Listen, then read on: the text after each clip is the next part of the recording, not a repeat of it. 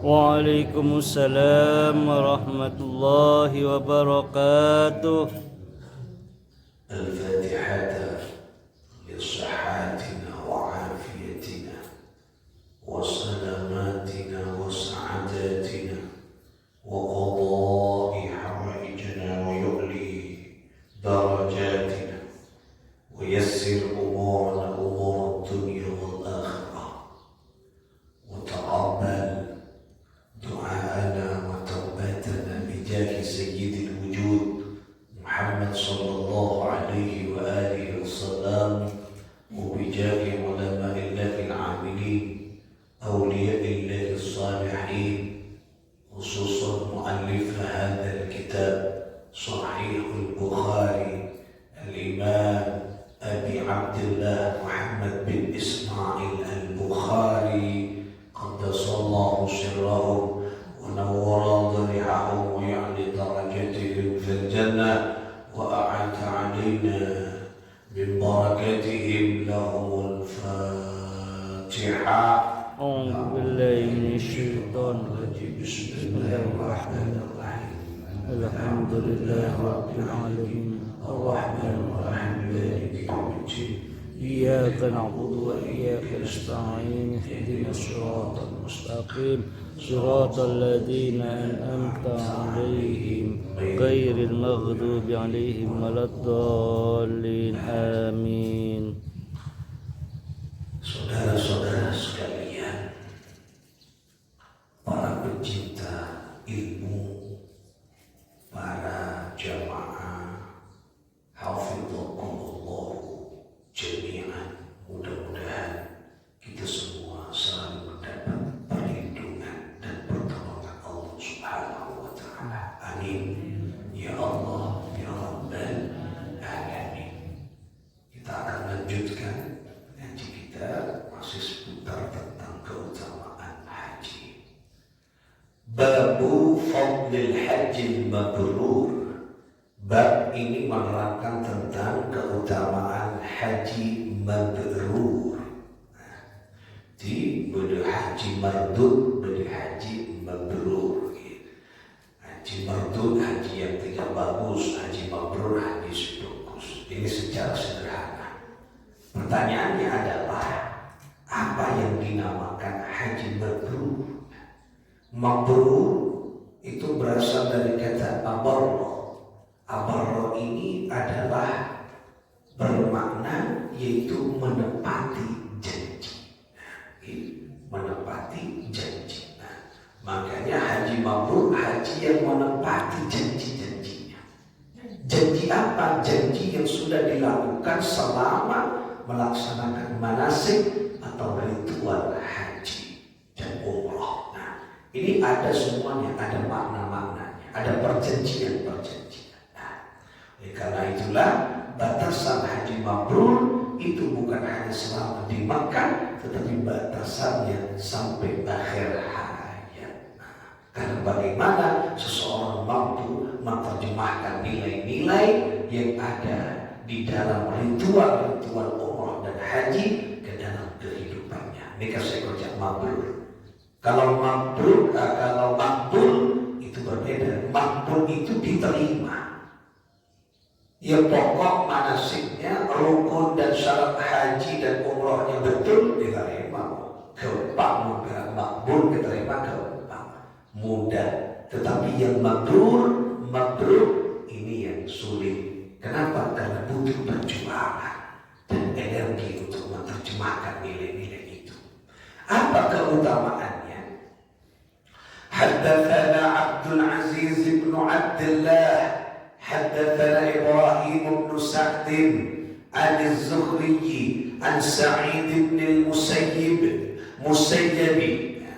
bisa dibaca Musayyib an Abi Hurairah radhiyallahu ta'ala anhu qala su'ila an-nabiy sallallahu alaihi wasallam. Berarti Abi Hurairah sallallahu alaihi wasallam nikah bertanya kepada Nabi sallallahu alaihi wasallam. Bertanya kepada Nabi, ayyul a'mali afdal ya Rasulullah? Ayyul a'mali afdal. Amalan apa yang paling utama? Jadi Abu Hurairah kan itu bertanya kepada Rasulullah, amalan apa ya Rasulullah yang paling utama? Apa amalan, kelakuan, perbuatan yang paling utama? Maka Rasulullah menjawabnya, Rasulullah menjawab, imanun billahi wa rasulihi. Jawaban kanjeng Nabi, imanun billahi wa rasulih. Amalan yang paling pertama itu, amalan yang paling utama itu adalah iman kepada Allah dan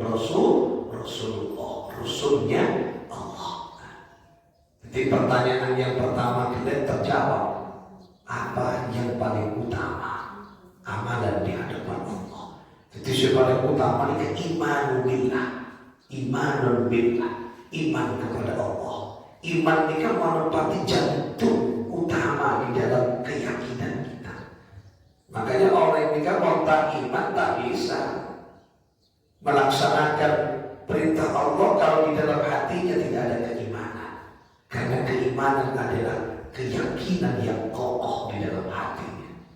Iqrarun bil lisan wa tasdiqun bil qalbi wa 'amalun bil arkan. Itulah namanya iman. Jadi iman ini kan iqrarun bil lisan, diikrarkan, dinyatakan, dideklarasikan melalui lisannya. Saya percaya kepada Allah. Nah, asyhadu an la ilaha illallah. Nah, makanya ketika ada orang yang mau masuk Islam, misalnya mu'allaf mau masuk Islam, pertama ikrar syahadat. Ikrar di lisan, asyhadu an la ilaha illallah. Kemudian tidak cukup di lisan, wa tasdiqun bil qalbi.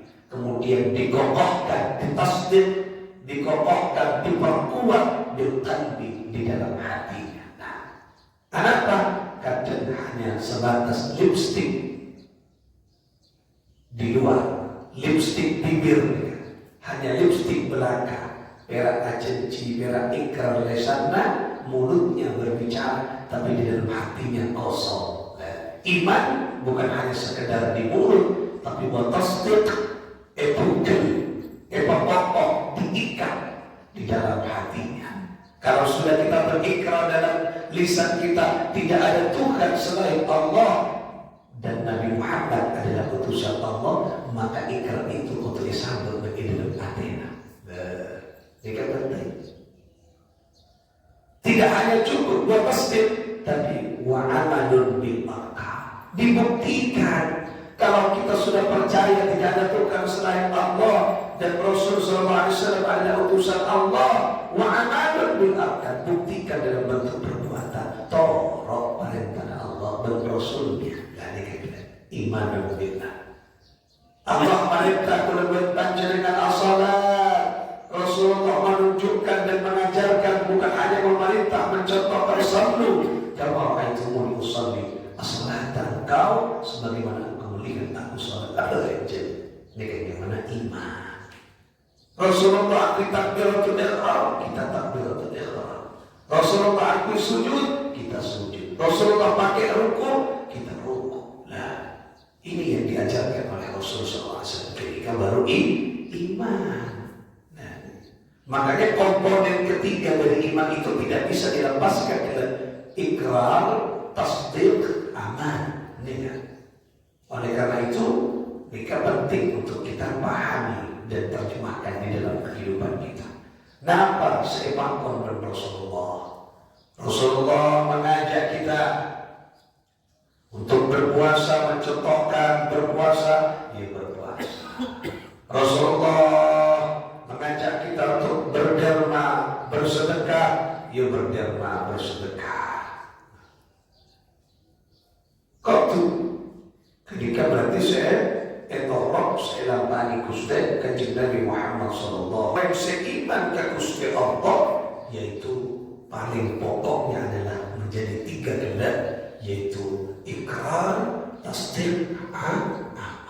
Ini kan, ayo kita saling mengevaluasi apakah iman kita sudah sempurna Ataukah justru iman berak sebatas pengakuan Allah, tetapi belum ada pelaksanaan dan penerjemahan dalam kehidupan kita. Dan ini yang harus kita lakukan. Jadi amalan paling utama kan iman ke Allah, ke Rasul, ke Rasulullah. Kalau sudah itu tidak ada dalam dirinya, tak ada. Karena ini kekunci dari kehidupan kita. Nah, ini keiman kita. Kemudian kita bertanya lagi, Abu Hurairah, "Tsumma madza?" Kemudian apa lagi ya Rasulullah? Amalan yang paling utama selain iman billah wa rasulih. Nah, kemudian qala Rasulullah sallallahu alaihi wasallam menjawabnya lagi, jihadun fi sabilillah. Berjihad di jalan Allah.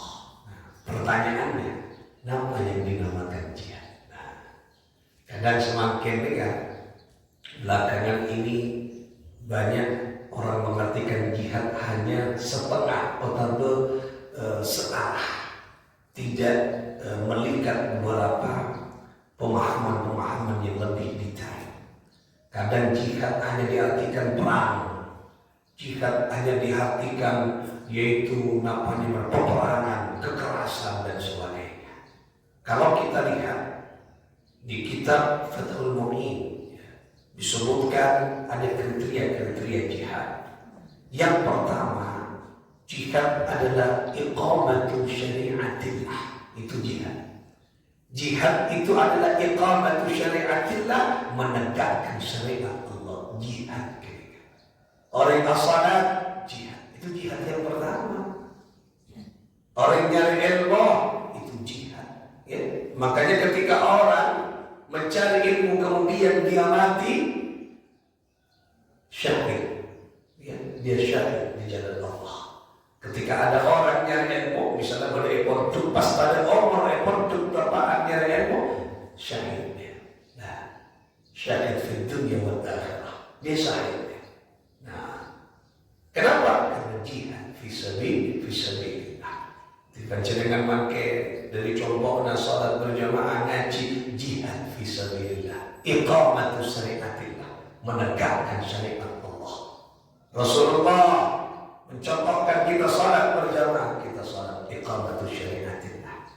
Rasulullah sering menyampaikan taklim dan belajar nyari ilmu, keutamaan nyari ilmu, pentingnya nyari ilmu. Jika Rasulullah mengajarkan, kita mengikuti, berarti jihad fisabilillah. Jadi orang yang nyari ilmu ini kan contoh paling sederhana, ini kan jihad pun. Nah, ini kan iqamatu syariatillah, syariat ini kan. Karena ilmu ini kan menempati posisi tertinggi ilmu syariat.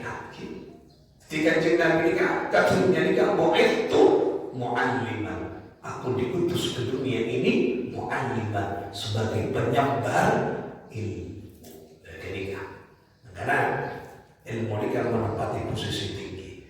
Biar ilmu kagak ditol, nikah, namanya mana? Nikah berarti jihad. Nah, banyak yang tidak hanya di masjid, tidak hanya di tempat agama mencari ilmu, dimanapun saja, si penting nyari ilmu kefokusan, ilmu kefokusan. Ini penting.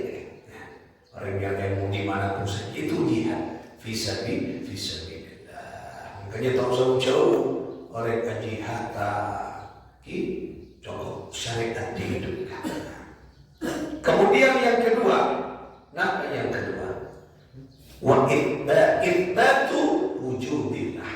Jadi makna jihad yang kedua adalah itsbatu wujudillah, menegaskan, mempertegas eksistensi Allah, keberadaan Allah, mengesahkan Allah. Ini kenyamanan jihad. Contoh, jihad fisabilillah yang kedua nih.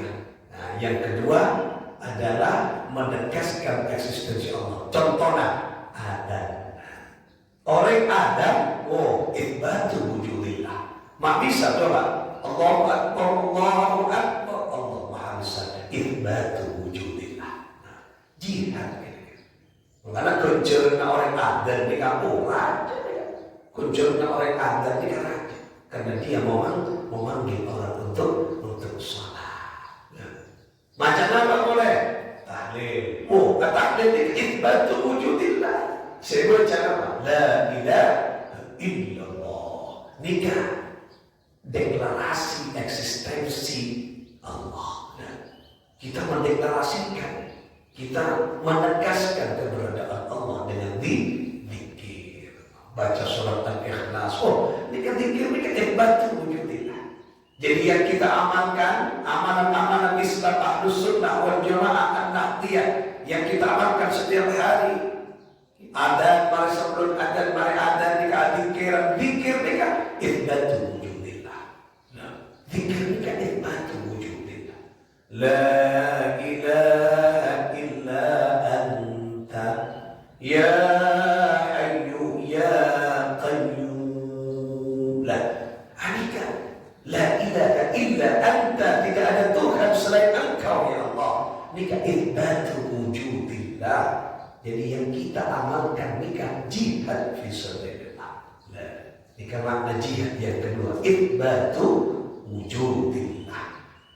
Mari ketika sholat berjamaah, ini sholat menegaskan oleh. Mari ketika zikir, maka sholat menegaskan.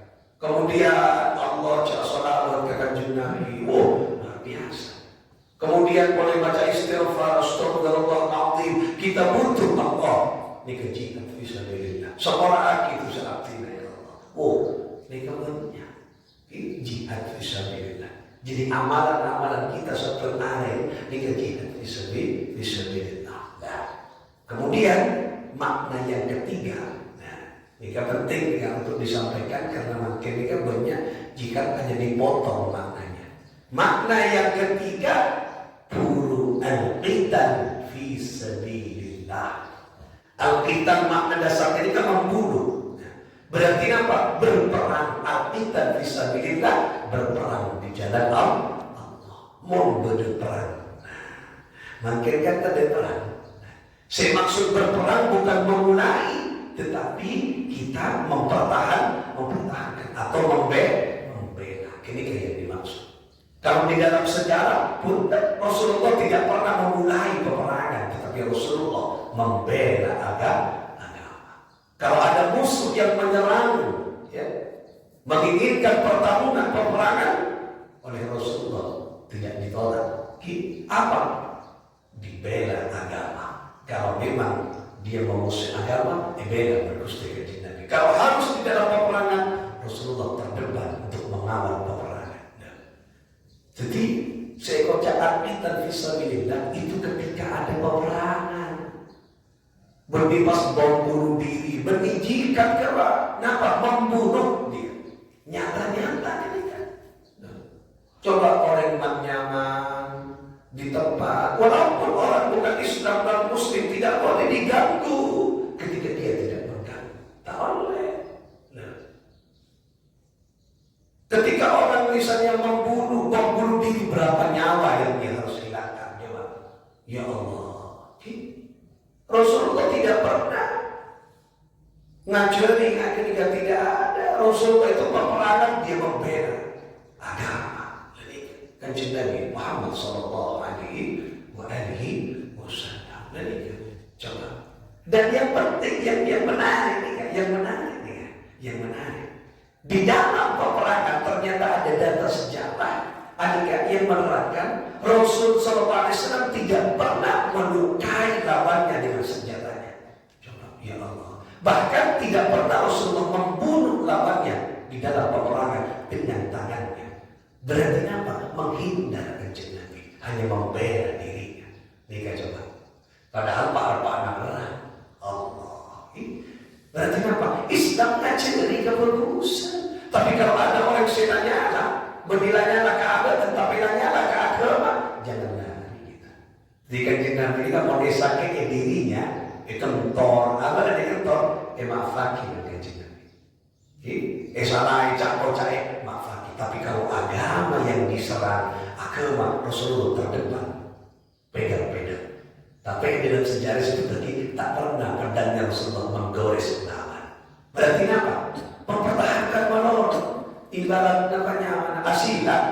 Jadi jurus sedikit bukan jurus menghantam lawan, tapi jurus membela menolong ya. Dia pokok tangkis. Apa tangkis ya? Nah, saya nggak tinju dengan tak nonton, tak mongkol, kira menghindar menolong. Nah, saya nggak mau kalau tinju lagi kelet, mongkol tak mongkol ya. Ini kan Nabi Muhammad Sallallahu Alaihi Wasallam.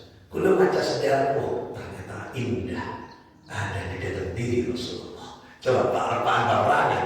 Seandainya mati hatam karena perang boleh. Beri membunuh memperang, memang saatnya ini memperang lagi. Tapi bukan Rasul menghindar waktu. Kalau pun baca sejarah ya Allah menang hari ini. Berarti Rasulullah cetak gelap dan bukan gerak membela Allah. Kita oleh orang membela musuh melawan Islam tak oleh orang. Kita hilang berbeda dengan gerak dipertahankan. Ya Allah. Tempat kita was doakan perang, wah semangat, menentuan menolong. Allah. Tapi ketika niat ditata di dalam hati. Dan ini kayak menarik boleh. Ada satu riwayat. Sahabat Nabi Sayyidina Umar untuk Sayyidina Abu Bakar dan dokter Sayyidina Umar. Anika ini dalam peperangan tadi. Peperang sudah berkecamuk perang juga. Nah, pas di tengah perang berlawan, dicobain Sayyidina Umar. Tuh, kena cobain berlawan. Oh, mak nyobain benar. Oi, lamun sasal Sayyidina Umar penjual gitu. Penjual paling dah. Main pedang rapion, pedang lalu main pedang langsung ada tembak lalu sorong pedang di kendaraan tu ada tank, nama kuda main. Ini kalau mari ketika jatuh singkat cerita musuh itu ada di bawah. Benar-benar sudah mati dan senjata sebenarnya Sayyidina Umar ada pedang yang buka buat kanan era ngangkat ada di lehernya. Ingat Sayyidina Umar, saya membunuh ini apakah karena Allah ataukah karena cobai tidak engkau panggil dendam kau ini. Aduh engkau karena panggil sahabat boleh masuk boleh tak tertib. Kenapa? Karena sudah berbeda niat. Mungkin pakai karena dendam dosa bukan jihad fisabilillah. Karena nafsu abot dan coba. Ini kan sederhana nih, tapi makna yang mendalam. Timon apa yang bernafsu berjihad boleh. Karena kita dendam, mau coba itu. Saya kata coba, saya kata kata lain, ngamuk kan lain, karena coba, kening coba. Nah, ambus, sehingga ke mata tak tertipu. Kau dendam hati. Nafsu itu nurun, ya Allah. Nih coba, nih kan Rasulullah. Bahkan Rasulullah SAW ini disebutkan karena kita membela menolong Rasulullah ini sering terluka. Coba, bahkan gigi gerahaknya sombong dan diberi kening peperangan. Coba, tapi Rasulullah dalam sejarah tak pernah menggores lawan. Kalau dirinya tergores sering kejadian. Loh, sebenarnya saya tanya. Masa kajian Nabi tak teguh? Ketika sisi kemanusiaan, buat apa tak ini? Kata usah berang kajian Nabi. Kajian Nabi di malaikat, serbu malaikat, serbu apa? Mau main mau apa? Juga serbu gunung kecaki, kajian Nabi di kenika. Maaf tak teguh. Kenika ini masalah kuat. Apa? Menunjukkan sisi kemanusiaan. Orang yang butuh fisik. Nah, penting. Ketika Nabi nyontoaki kening Rasulullah perutnya kena. Suatu ketika beliau datang ke rumahnya disambut bersama Aisyah. Keluh, jadi istri Nabi ini kan mau nyambut Nabi datang dari peperangan. Ini kan pun dari teras rumahnya pun disambut turun Rasulullah. Kemudian ditanya, wahai Rasul, kayaknya ada yang sakit. Orang mau sakit kan gitu, wajahnya ini kan gitu. Ya enggak, jangan Nabi untung, jodoh tak sakit. Wongkuan, jodoh tak sakit. Padahal sakit yang ngocaknya, jodoh tak sakit. Kemudian dipeluk oleh istrinya karena turun dari kendaraan. Dipeluk, kaget Sayyidah Aisyah. Loh, mak basah, dilihat darah. Etengku, perutnya Rasulullah kena goresan. Kita tangan rahasia lagi.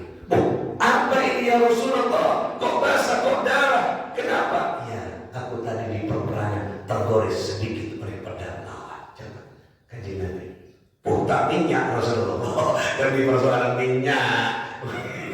Jadi Nabi tahu saja minyak maka nggak gini nggak nopor ke kepingin. Jangan Nabi Sallallahu Alaihi Wasallam. Ketika menunjukkan sisi apa? Sisi Rasulullah mempertahankan, tak pernah menyerang Rasulullah. Nikah luar biasa. Oh kenapa ya Rasulullah? Kini pedang kau sakit ya Rasulullah. Iya kalau para nabi peperangan aja udah sakit. Tapi kau ngabus wajahmu yang begitu indah istriku elang sakit. Oh ya Allah. Coba bini kasih bisa main anak kasih pedang sakit. Makin jauh sakit kau tak kau Cina mata terbaksu terlalu bumi katibi moros ekwa. Wah, kau coba bentuk lagi wah. Oh, beda sakit ibu, sakit mas. Iya deh, kan jangan. Nggak lagi apa? Nggak lagi capi. Orang mau sakit. Jadi kamera terdekat seperti kalau muncul kini kalau Rasulullah coba sakit pernah dikejikan ketika apa kita bisa bilang terakhir mau berperang. Makin alhamdulillah Indonesia ada aman alhamdulillah mau dengan di timur tengah di Yaman makin tak berhenti peperangan alhamdulillah makin aman situ kenapa Indonesia mulai merdeka aman alhamdulillah sebaik makin moga-moga terus kita aman salam tak kokar putar mulai nama sedang tenang nggak bisa ini peperangan kacau beri mari sholat Idul Fitri sikap mari takbir Allahu Akbar mari apa aja berbiasa aman biasa abong mau tak ada nama ini makanya telah ada siapa bileter tak ada karena tak padu letter berdebuksur dari kata ada siapa sih kata letter cuma namanya mana abong cuma tembak keluar dari antara tembak main wakil boleh debuksur tak ada makanya dari kantongnya aman mari berjemu bonus bonus wassalamu minal aidin wal faizin kedudukan kerja gua kebeneter anak situ bodoh letter apa anak situ bodoh berkeli anak situ bodoh berkelikan nah letternya selesai mau nyaman indah tapi mau ego di dunia lain makin perhatikan biarkan aku hampir mengetekku bagaimana berkecamuknya perang di luar negeri ya Allah alhamdulillah mau ngabus ketika sokor dari Indonesia aman ketika makna jihad nah yang terakhir katanya boleh kila kemudian bertanya lagi summa mada ya Rasulullah apa boleh apa kemudian ada lagi yang paling utama amal itu qala terakhir Rasulullah menjawab hajjun mabrur yaitu amalan yang paling utama adalah haji mabrur. Moga-moga keluarga kita, taretan kita setuju siapapun pernah umroh, pernah haji ke Baitullah, berjuga taretan kita yang saat ini seluruh dunia sedang melakukan perjalanan menuju Makkah dan Madinah ingin melaksanakan ibadah umroh dan haji di tahun ini moga-moga ibadahna mabrur amin Allahumma amin berarti haji mabrur ini amalan paling utama setelah apa jihad beriman karena apa tak mungkin pada haji mabrur mutadab iman dan irina tak bisa baca haji mabrur muta'ah aja dari Mekah pun ada sedetek bujur kenapa sedetek cuma ada orang narik dari Mekah tak alam dulu tak ada antara dari jenis alam dulu tak ada kasar ada tek apa ada tek bujur nikah makanya Lumajang kemarin sudah pelepasan berangkat sebelumnya Jember ini kayak Kak Dito mungkin pertengahan tanggal 19 atau tanggal berapa nih ke Juni begini kan pertengahan di situ Bondo berangkat 2 kloter ya. Di situ Bondo hanya selisih jam tak ada lagi dan nikah kan awal kan nah namanya mana kan mungkin berapa bulan berapa hari kan sampai ke pelaksanaan tanggal Hakikat itu tanggal berapa? Tanggal 8, 9 dan 10 ketika. Nah, ketika tanggal 9 dan 10-nya. Kenapa? Kenapa saya lapor ini kasar? Ada tek ada tek ada saya tidak ada tek. Putih umur di Mekah tidak upo cuma ngaji nikah berjamaah. Nah, dan kita mendatang ke Indonesia boleh. Waktu para bicara, para birajin mereka bisa. Mau debat ke Indonesia mesti apa aja bernima bro berarti tak iman. Mata apa aja mereka? Apa aja di Masjidil Haram cantik je Nabi pada berapa aja 100,000 masjid dengan masjid selain Masjidil Haram. Misalnya, tiba-tiba tak kalau masjid sekarang, jauh cokok dengan bisa beban ini coba, tidak sampai kopeng. Orang dengan bisa kerja dapat dengan dia pasti ke masjid sekarang, mampu lah. Ini bisa cokok enggak? Sekali yang dia boleh bisa 100,000, pas dengan dia tak ke masjid sekali. Arwah benih mabrur tapi mardut gitu. Beban aja menikulah saya kepengen mabrur mardut ini coba istilah lagi. Makanan kapan lawan kata dari mabrur mardut. Nah ini mardut. Jadi kan haji yang tak fokus, tak sempurna. Karena apa? Ika saat aku jago botok, ika jago dan aja apa? Aja go kasor tebu marono pas tak apa jago. Nah, ini kan yang mana bukan mabrur. Jadi ukurannya orang mabrur adalah takun iman ke Allah, mendengar Rasulullah Sallallahu Alaihi Wasallam. Ketika hadis yang pertama, moga-moga di satu hadis nikah di pagi hari kadinto banyak memberikan nikah motivasi ilmu dekat kita beramal sehingga boleh berpanjangan ketika mulai berAllah semuanya.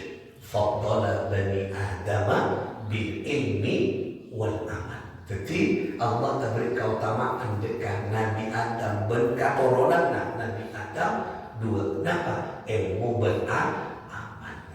Mungkin ilmu dari amal laki yang boleh membaca dengan lagi.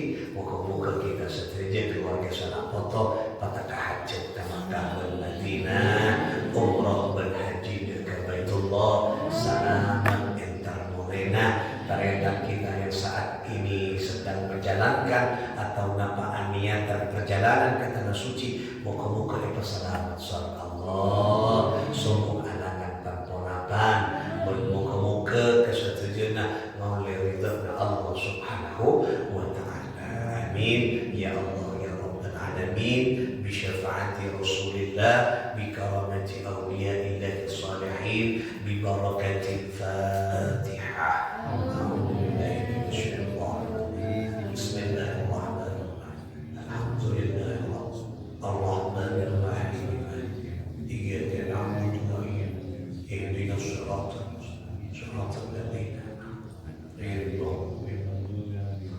Amin. Allahumma salli ala Muhammad. Allahumma salli ala Sayyidina Muhammad. Rabbana ya